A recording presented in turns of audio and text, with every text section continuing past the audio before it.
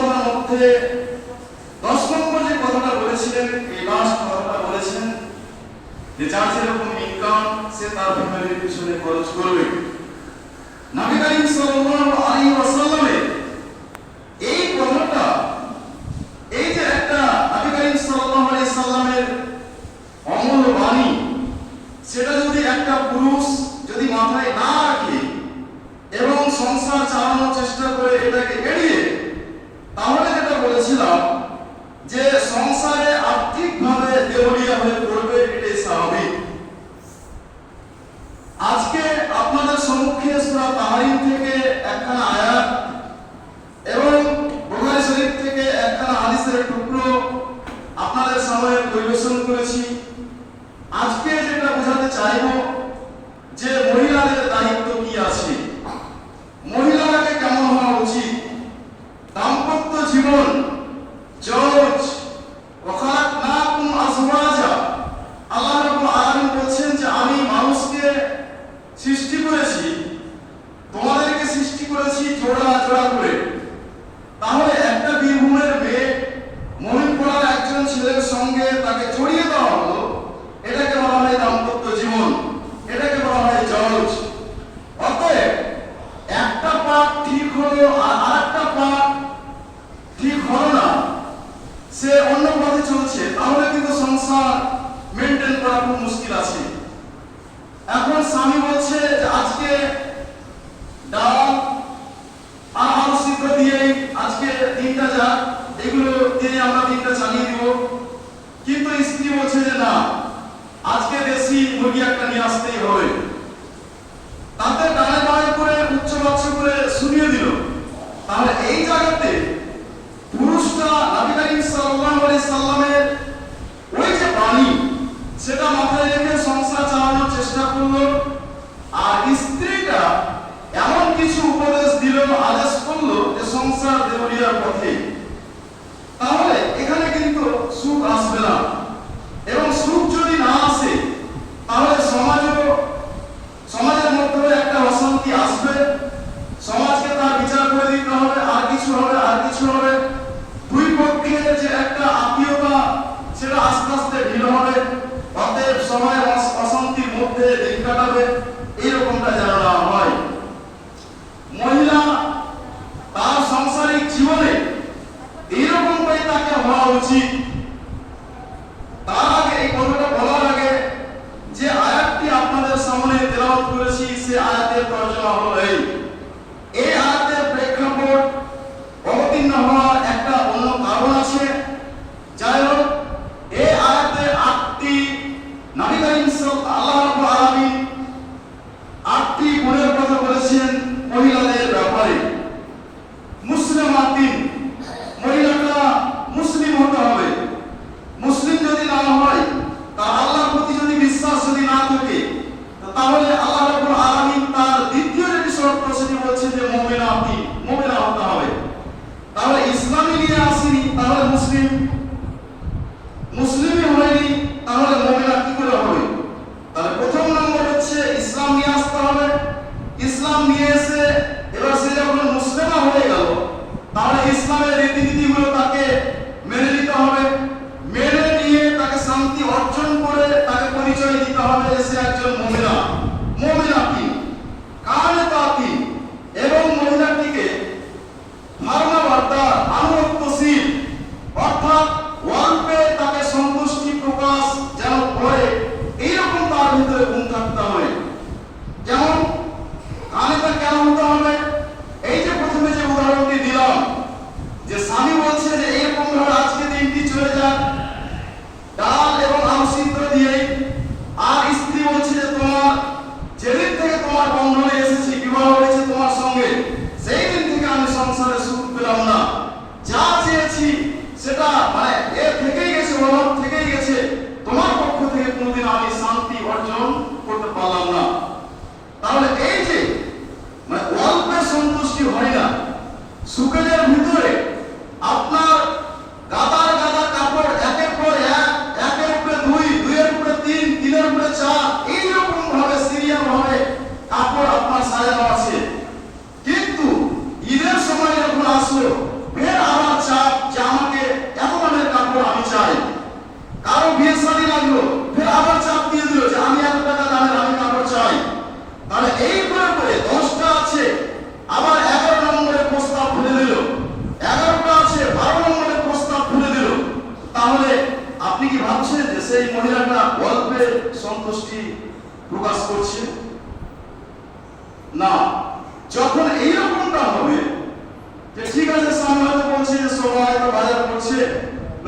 কাপড় দিচ্ছে, কিন্তু আমাকে খুব দুঃখ লাগছে, এবার আমার হাতটা শর্ট।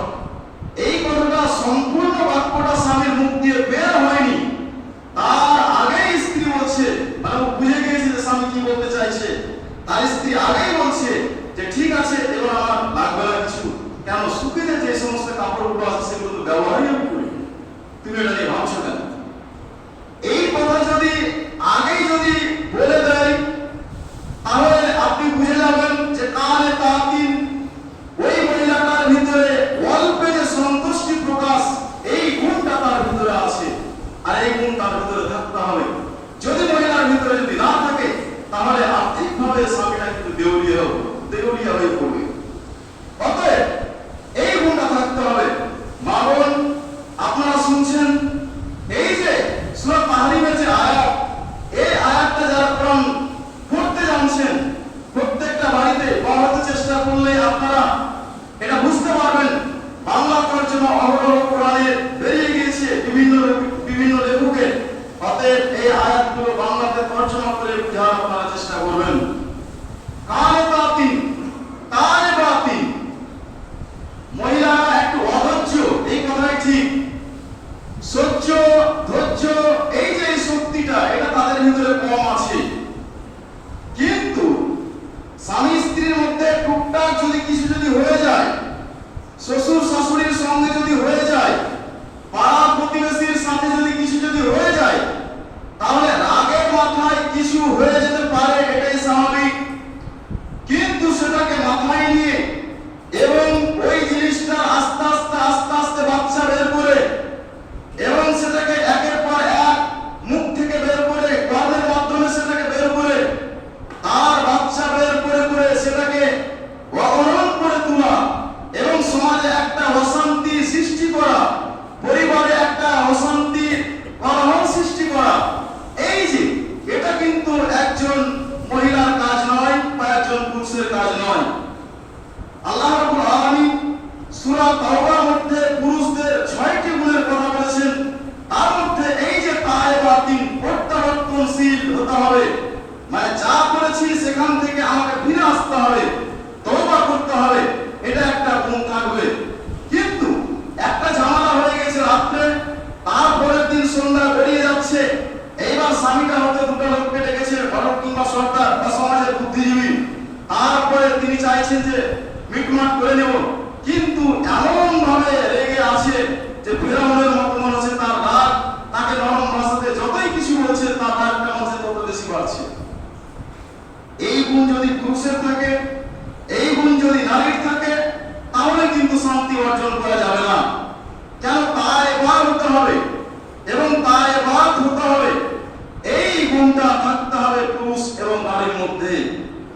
তায়েবাতিন, আবেদাতিন, এবং ইবাদতের অভ্যাস থাকতে হবে।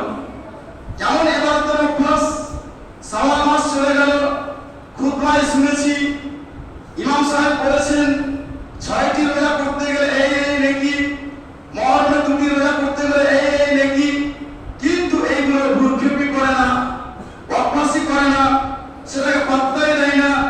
ইবাদতের অভ্যস্ত হতে হবে, ইবাদত করার চেষ্টা করতে হবে, নফল নামাজ বেশি বেশি পড়ার চেষ্টা করতে হবে, ফরজ তো পড়তেই হবে যে কোনো মূল্যে, যে কোনো অবস্থায়, তার তো কোনো মাপ নাই, কিন্তু ইবাদতে অভ্যস্ত হতে হবে। ইবাদতের যদি অভ্যস্ত একজন মহিলা যদি থাকে, তাহলে জেনে নিতে হবে যে এটা একটা সৎ চরিত্রের মহিলা, অতএব একে নিয়ে শান্তি অর্জন করা যাবে। আবেদাতিন, সালেহাতিন, এবং সিয়াম পালনকারী হবে মহিলারা। নামাজ পড়ছে, সময়ে সময়ে কোরআন নিয়ে দৌড়াদৌড়ি করছে, কিন্তু রমজান মাস যখন আসছে তখন রোজা করছে না। তাকে হয়তো ওদের মধ্যে কেউ জিজ্ঞেস করছে যে তুমি রোজা কেন করছো না, তো বলছে আমার গ্যাস হয়ে যায়, বা একটা এমন একটা কারণ দেখালো যেই কারণটা আল্লাহ রাব্বুল আলামিন সেটা মাফ করবেন না, রোজা তাকে পালন করতেই হবে। এই যে একটা বাহানা করে রোজার মতো একটা ইবাদত যাতে কোনো মাপ নেই, অতএব ফরজ ইবাদত, তাহলে সেই ইবাদতটাকে ছেড়ে বসে আছে, এটা একটা সৎ মহিলার গুণ হবে না। সায়াতিন, সাইয়্যিবাতিন ওয়া আবকারা, মহিলারা বিবাহিত হতে পারে, মহিলারা অবিবাহিত হতে পারে।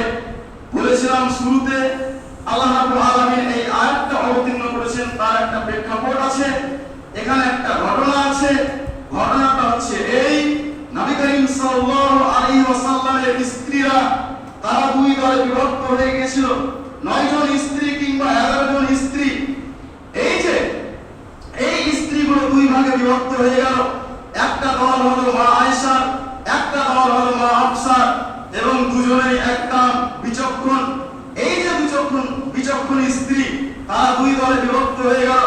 তারা যে তুলেছিল কি, যে আমরা হলাম প্রধানমন্ত্রীর স্ত্রী, আমরা হলাম একজন রাষ্ট্রপতির স্ত্রী, অতএব আমরা এইভাবে সাধারণ কাপড়ে জীবন যাপন করছি, অতএব এই কাপড়ে জীবন যাপন আমরা করব কেন? এইবার একজোড়া করে আমাদের চামড়ার চপ্পল লাগবে, একজোড়া করে আমাদের মানে প্লাস্টিকের চপ্পল লাগবে, একজোড়া করে আমাদের বেনারসি কাপড় লাগবে, একজোড়া করে সাধারণ পরার জন্য কাপড় লাগবে। এক কথায় যা লাগে, মানে সাংসারিক জীবনে স্বামীর কাছে স্ত্রীরা যে সমস্ত জিনিসের আবদার করে, তারাও ঠিক তেমনি আবদার করে বসলো। এইবার বসার পরে তখন নবী করিম সাল্লাল্লাহু আলাইহি ওয়াসাল্লাম রাগান্বিত মন নিয়ে এবার তিনি চুপচাপ বসে পড়লেন। কি করা যায়? তারা তো এরকম হরতাল করে দিয়েছে, আমার সংসারটা তো এখন বর্তমান তারা হরতাল করে বন্ধ করে দিয়েছে। আল্লাহ রাব্বুল আলামিন তখন আয়াত নাযিল করলেন, এবং এই মতই এই ঘটনার উপর দিয়ে এই ঘটনাটাকে সেট করেন সূরা আহজাবের আরেকটি আয়াত।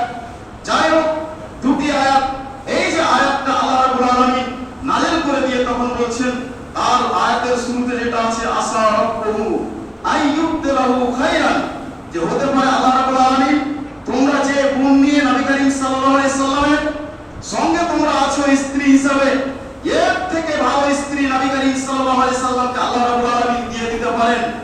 অতএব তোমাদের মধ্যে যারা মনে করছো যে আমি সব থেকে ভালো স্ত্রী এবং আমি ইবাদতে ভালো, রোজাতে ভালো, আমার ভিতরে সন্তুষ্টি প্রকাশ আমি করি, নবীকে দুঃখ দিই না, এইরকম ভাবে যে ইসলামে যে সমস্ত গুণাবলী আছে, এই গুণাবলী যাদের মধ্যে আছে, তার থেকে ভালো স্ত্রী আল্লাহ রাব্বুল আলামিন নবী করিম সাল্লাল্লাহু আলাইহি সাল্লামকে দিয়ে দিতে পারেন।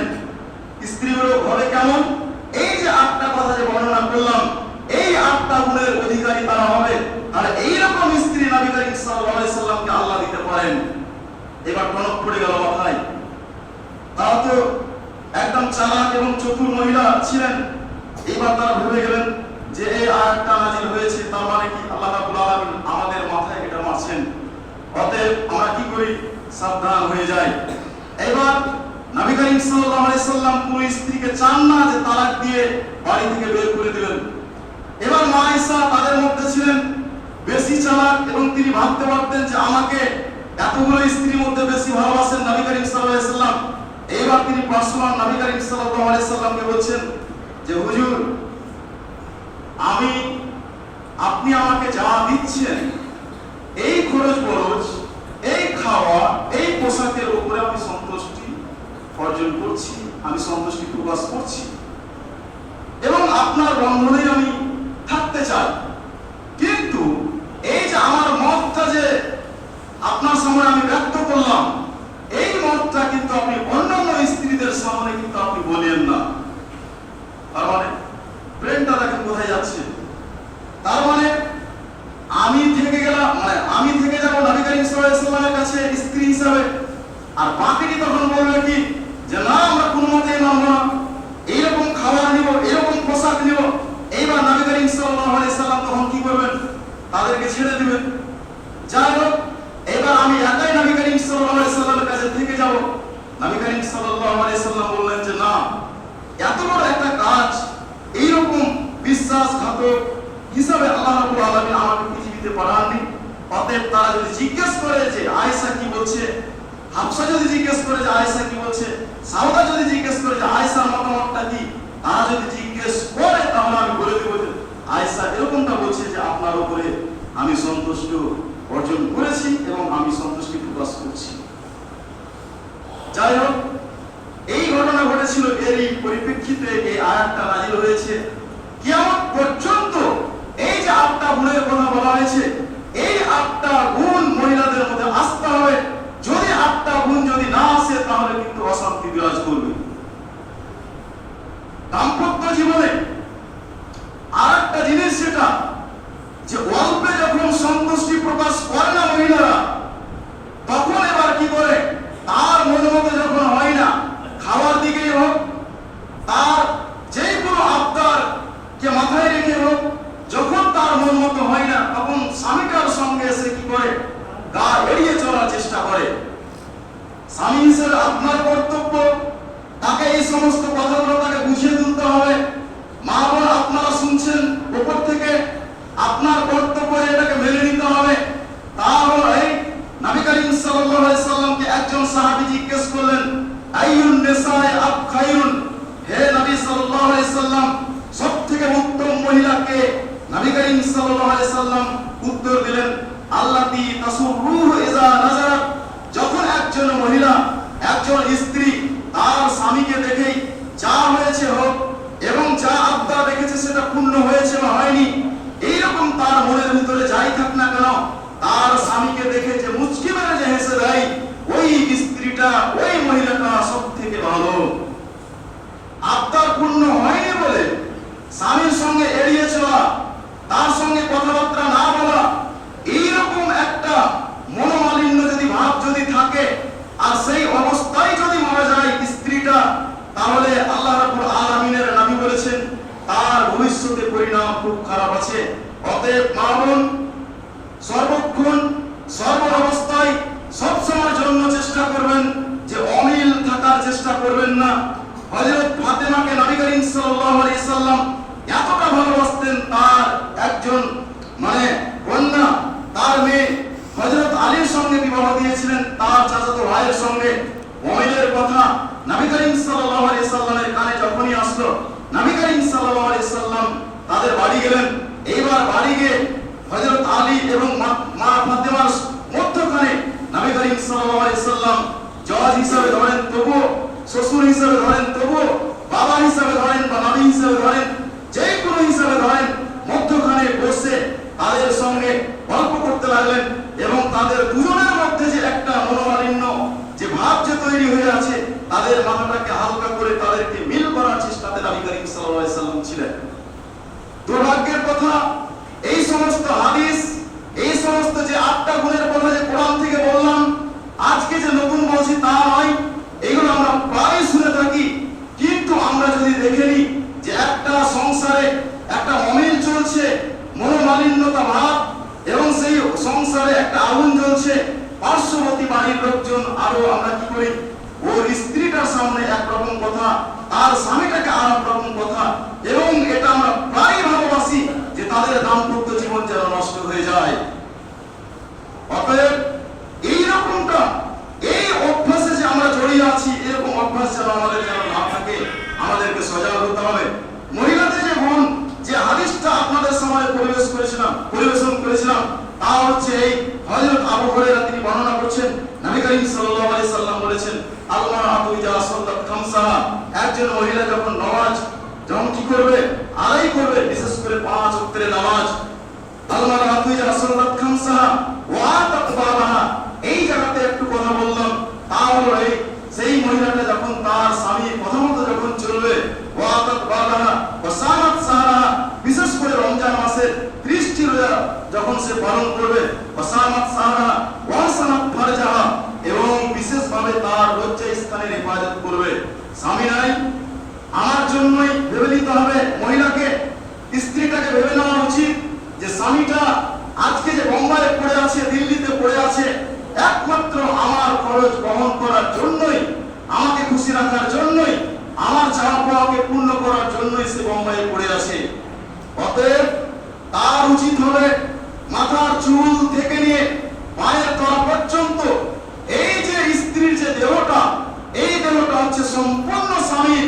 ওই দিন থেকে, যেই দিন থেকে একজন ইমাম বলেছে যে অমুক তোমার বিবাহতে রাজি আছে, তুমি তাকে স্ত্রী বলে কবুল করলে কিনা, এই যে কবুল কথাটা বলেছেন, সেই দিন থেকে আপনি ওই ঘাড়ের উপরে চড়ে আছেন। অতএব আপনার জন্যই বাড়ি ছাড়া হতে হয়েছে, আপনার জন্যই তাকে আপনার দাবি দাওয়াকে পূর্ণ করার জন্য বাড়িতে আসতে হচ্ছে। অতএব আপনার উচিত হবে, আপনি যেহেতু সম্পূর্ণ ওই মাল হাইরে মাতা এই দুনিয়া আল মারাতুস সালিহা, অতএব সম্পূর্ণটা কিছুই যখন আপনি ওই, অতএব আপনার দেহে আপনার শরীরে কেউ যেন টাচ বা স্পর্শ যেন না করে, এটা আপনাকে লক্ষ্য রাখতে হবে। যদি কেউ এরকমটা যদি করে এবং আপনার ভিতরে যদি এই বদ অভ্যাস যদি থাকে, তাহলে তো সেটা জেনা হবেই হবে। কিন্তু স্বামীর সঙ্গে আপনি কি করলেন? তার মাল তার দেহের সঙ্গে আপনি কি করলেন? খেয়ানতি করলেন। অতএব আপনাকে জাহান্নামে যেতে হবে। এই কথাগুলো আমাদেরকে স্মরণ রাখতে হবে। ওয়াসানাত ফারজাহা, তারপরে আল্লাহ রাব্বুল আলামিনের নবী বলছেন এই গুণগুলো যদি থাকে তাহলে জান্নাতের যে কোনো দরজা দিয়ে ওই মহিলাটা প্রবেশ করতে পারে, তার ইচ্ছা মতো জান্নাতে যাবে, যেই কোনো গেট দিয়ে সে প্রবেশ করতে পারে। তাহলে এই গুণগুলো এক থেকে নিয়ে কোরআনের আয়াত থেকে নিয়ে হাদিস পর্যন্ত কিছু সংযোজন বিয়োজন করে যা বললাম, এই গুণগুলোকে মানবন আপনাদেরকে আমাদেরকে কি করতে হবে? পালন করার চেষ্টা করতে হবে। তাহলে ওই সমস্ত মহিলাগুলো জান্নাতে যাবে। একটা জিজ্ঞাসা গত সপ্তাহে বলেছিলাম, নামাজের কথা যেহেতু আসলোই, এইবার নামাজ পড়তে গিয়ে সূত্রটা হচ্ছে ওয়াজিব। নামাজের সামনে সূত্র থাকবে, সূত্রটা হচ্ছে ওয়াজিব। জামাতে নামাজ আমরা পড়ছি বা কয়েকজন লোক আছি, তিনজন যদি লোক থাকে বা দুজন যদি থাকে, তাহলে মাঠে যদি আমরা থাকি তাহলে একজন ইমাম হবে, একজন মুক্তাদি হবে। তাহলে ইমামের সামনে যে সূত্র, সেই সূত্রটা হচ্ছে মুসাল্লিদের জন্য যথেষ্ট।